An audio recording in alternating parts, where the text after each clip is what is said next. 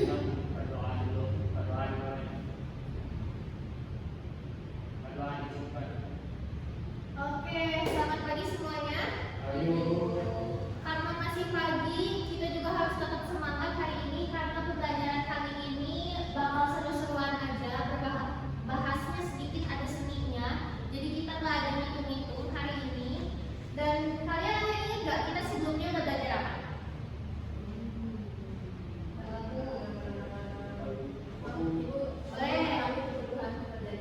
Oke, benar banget Sezana, kita udah belajar kemarin kebutuhan pekerjaan desain interior dan hari ini kita bakal lanjut materinya ke memahami prinsip-prinsip desain interior. Jadi dengan mengikuti ini, Ibu harap siswa dapat memahami prinsip-prinsip desain interior dengan baik sehingga dapat menerapkannya pada bangunan yang nantinya akan dirancang.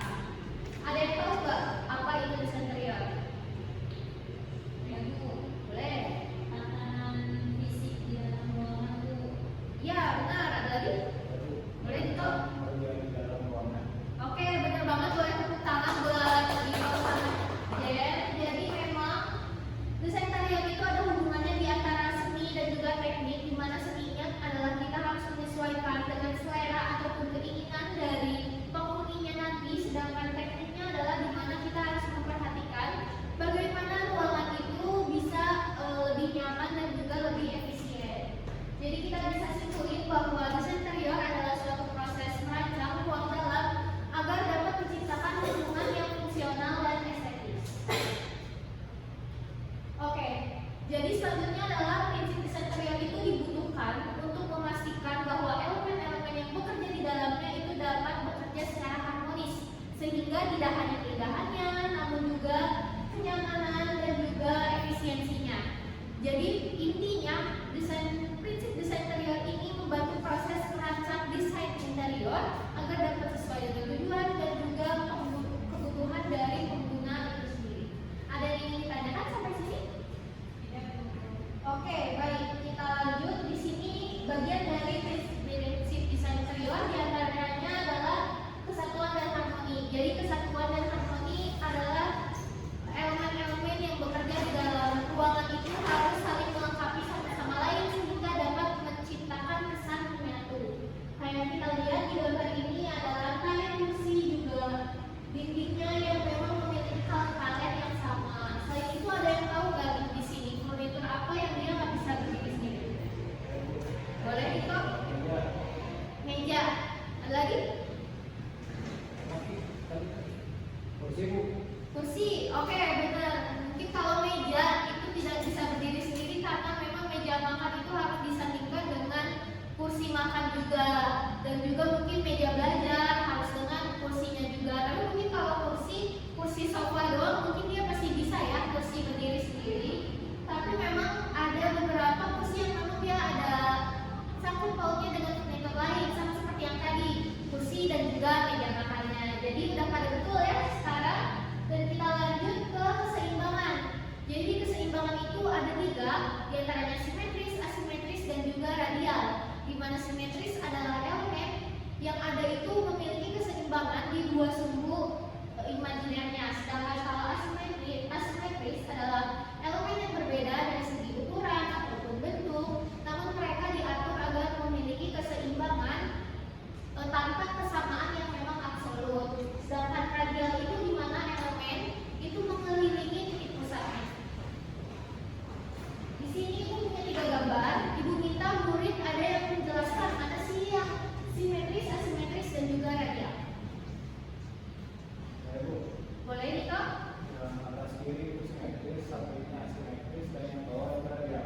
Oke, betul banget ya. Jadi kalau kita lihat di sini kita bagi 2 dan ada sumbu imajiner. Itu memiliki sisi yang sama. Sedangkan yang asimetris itu kalau kita bagi 2 tidak memiliki kesamaan yang absolut, tapi dia kalau kita lihat secara visual masih ada keseimbangan. Sedangkan radial itu dia mengelilingi dari titik pusatnya. Kita lanjut sampai sini. Ada yang ingin ditanyakan? Oke, jadi selanjutnya adalah irama. Ada yang tahu nggak sih irama itu apa? Pengulangan elemen. Boleh, ada lagi?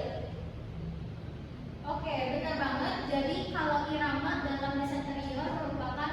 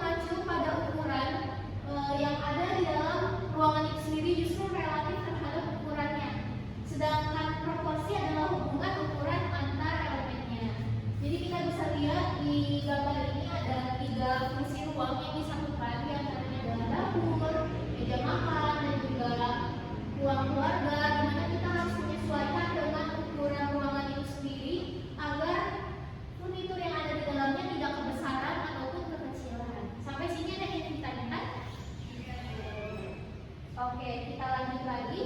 Di sini ada titik fokus.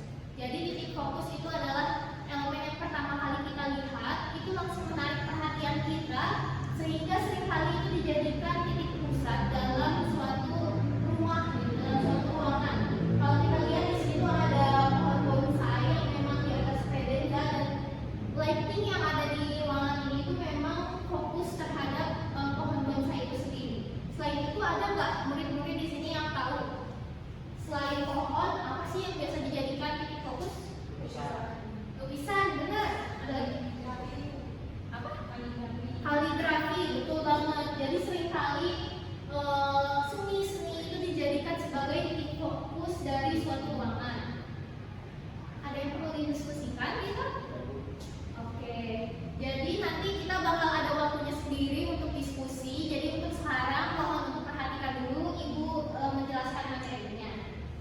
Baik, di sini ada detail di mana elemen-elemen kecil tersebut berguna untuk memberikan karakteristik, juga keunikan yang ada pada ruang, seperti contohnya aksesoris, ornamen, ataupun yang kita lihat nih di gambar ini ada wall treatment di mana itu membuat detail-detail tertentu agar menciptakan ruangan yang lebih berkarakter seperti gotik. Gitu.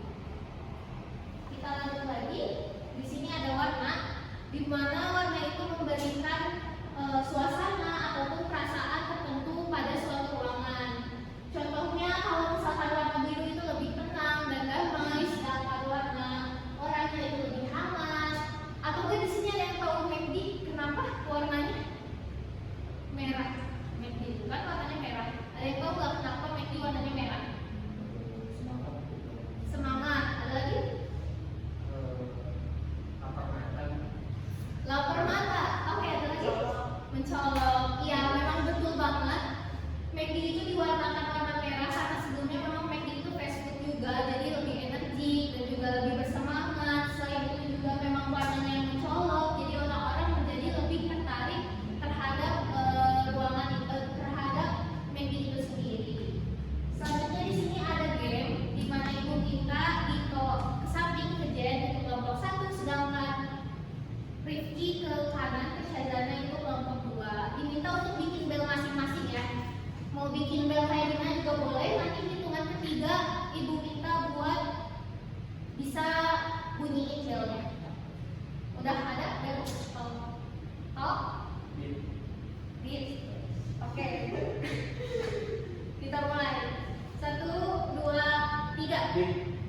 Oke, beat dulu. Yang mana? Yang kanan Bu. Yang kanan, kenapa nih pilih yang kanan? Lebih estetik Bu, dan itu lightingnya juga bagus. Iya, betul, lebih nyaman. Kelihatan lebih nyaman. Iya, jadi benar banget. Kalau kita lihat dari lighting, juga dari warna, itu yang kanan itu lebih menarik daripada yang kiri. Tapi memang desain itu gak ada yang salah, cuman agar kita bisa lebih efisien dan lebih nyaman terhadap ruangan itu sendiri, makanya kita memperhatikan